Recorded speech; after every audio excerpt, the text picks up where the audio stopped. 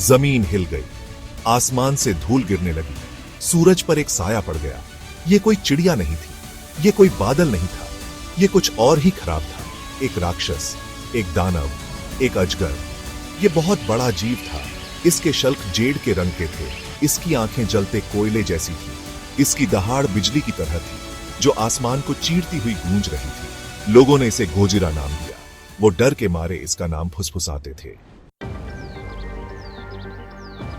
ली वेई, एक साधारण किसान, डर के मारे देखता रहा जैसे अजगर उसकी फसल को खा गया।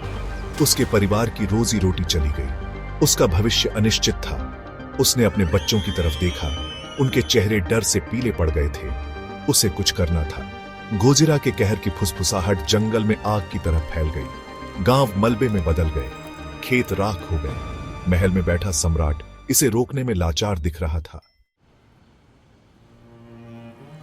सम्राट हान, एक जवान आदमी जिस पर भारी ताज का बोझ था, अपने सिंहासन कक्ष में चक्कर लगा रहा था।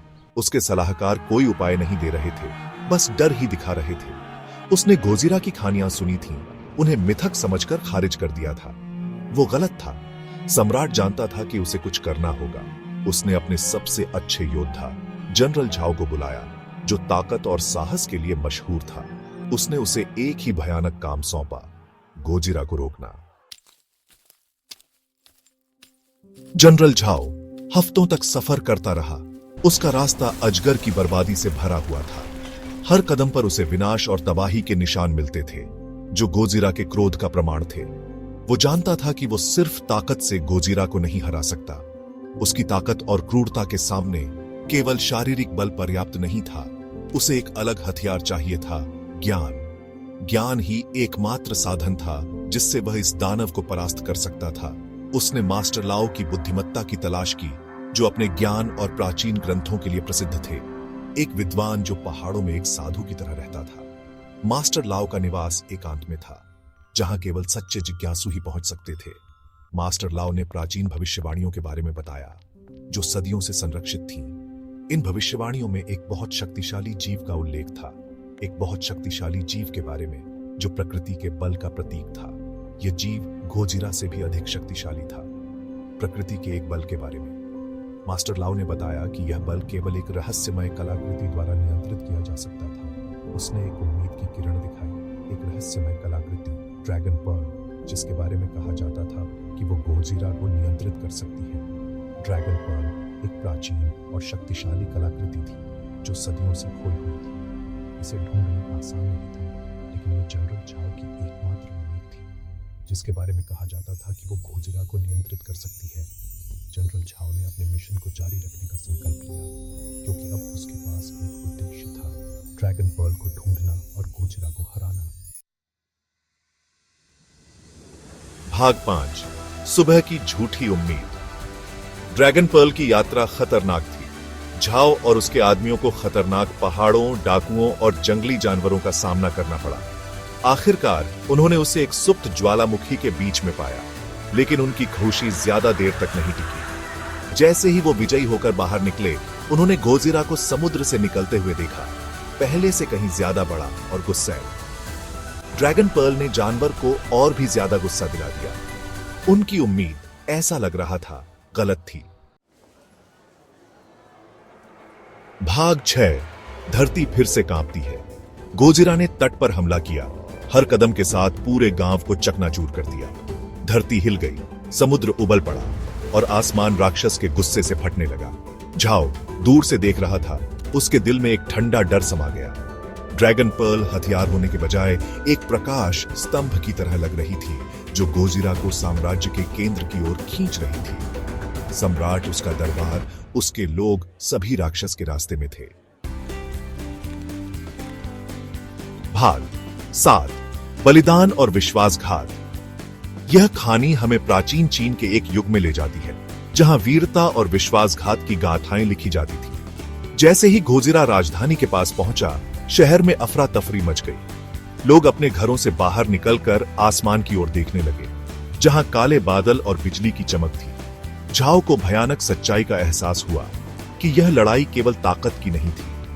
उसके चेहरे पर चिंता की लकीरें साफ दिखाई दे रही थीं। और उसकी आंखों में एक गहरी बेचैनी थी।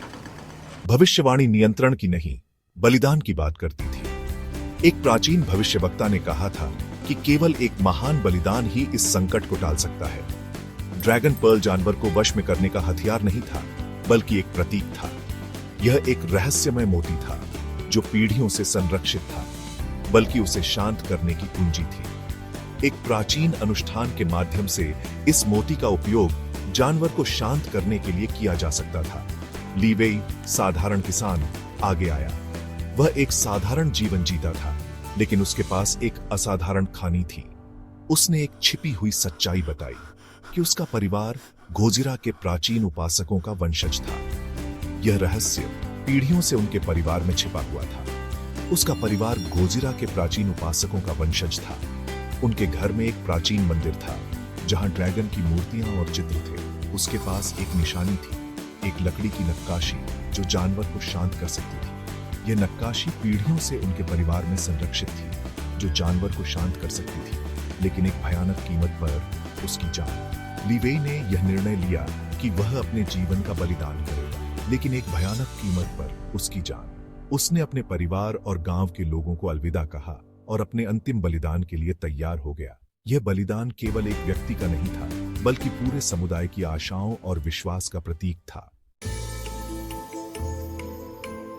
भाग 8, आशा की एक किरण।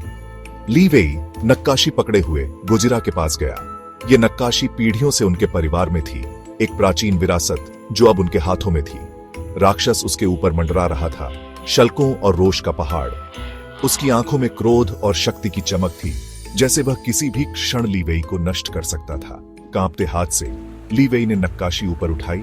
उसकी उंगलियां डर और उम्मीद के बीच कांप रही थी। यह क्षण निर्णायक था और ली वेई को पता था कि यह उनके जीवन का सबसे महत्वपूर्ण कार्य था। पीढ़ियों से चले आ रहे प्राचीन शब्दों को फुसफुसाते हुए ली वेई ने अपनी आत्मा की गहराइयों से उन शब्दों को निकाला। यह शब्द उनके पूर्वजों द्वारा सिखाए गए थे और अब वह उन्हें गोजिरा के सामने प्रस्तुत कर रहे थे। एक पल के लिए दुनिया ने अपनी सांस रोक ली। हर चीज स्थिर हो गई, जैसे समय ने खुद को रोक लिया हो। यह क्षण इतना गहन था कि प्रकृति भी इसे महसूस कर रही थी। गोजिरा रुक गया। उसकी ज्वलंत निगाहें नक्काशी पर टिकी हुई थी। उसकी आंखों में एक अजीब सी चमक थी, जैसे वह इस छोटे से वस्तु में कुछ अद्वितीय देख रहा हो। धरती अभी भी कांप रही थी, लेकिन अब यह कंपन किसी अनहोनी की चेतावनी नहीं, बल्कि एक नई शुरुआत का संकेत था। यह कंपन ली वेई के दिल की धड़कनों के साथ तालमेल बिठा रहा था, लेकिन राक्षसी दहाड़ धीमी गड़गड़ाहट में बदल गई। गोजिरा का क्रोध अब शांत हो रहा था। उसकी दहाड़ अब एक धीमी गड़गड़ाहट में बदल गई थी, जैसे वह ली वेई के प्रयास को समझ रहा हो। क्या यह काम कर रहा था? ली वेई के मन में यह सवाल गूंज रहा था, क्या उनका विश्वास और बलिदान इस राक्षसी गोजिरा को शांत कर सकता था? यह सवाल उनके दिल और दिमाग में गूंज रहा था। क्या विश्वास और बलिदान का यह साधारण कार्य राक्षसी गोजिरा को शांत कर सकता था? यह क्षण एक नई शुरुआत का प्रतीक था, एक नई आशा की किरण जो अब ली वेई के हाथों में थी। भाग 9, अजगर का प्रकोप। अचानक गोजिरा दहाड़ा, एक ऐसी आवाज जिसने हवा को चीर दिया, दुनिया की नींव ही हिला दी। ली वेई के पैरों तले जमीन फट गई। ड्रैगन पर्ल अभी भी जाओ के हाथ में एक भयानक रोशनी से धड़क रही थी। क्या प्राचीन अनुष्ठान विफल हो गया था, या यह एक अंतिम परीक्षा थी? जैसे ही गोजिरा अपना रोष उगलने के लिए पीछे हटा, जाओ जानता था कि उसे एक भयानक फैसला लेना है। साम्राज्य का भाग्य शायद दुनिया का अधर में लटका हुआ था।